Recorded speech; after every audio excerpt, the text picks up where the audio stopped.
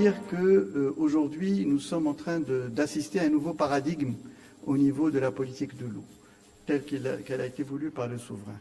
D'abord, une première inflexion, c'est de passer d'une politique donc qui visait essentiellement le développement des ressources conventionnelles, donc la partie barrage et la partie nappe souterraine, vers une politique de mix hydrique. Et dans cette politique de mix hydrique, nous conjuguons donc tout ce qui est conventionnel, non conventionnel, économie d'eau et préservation des nappes souterraines.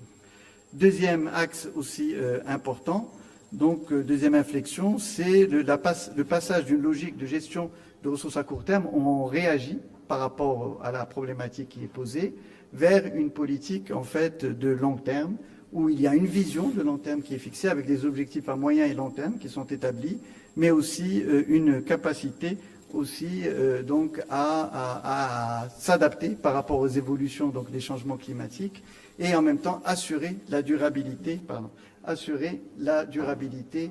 donc par rapport à tout cela dans le cadre d'une planification.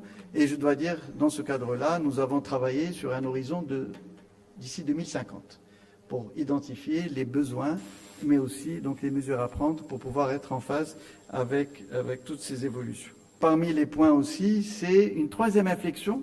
Et cette inflexion, si vous permettez, je voudrais la clarifier parce qu'elle me paraît essentielle.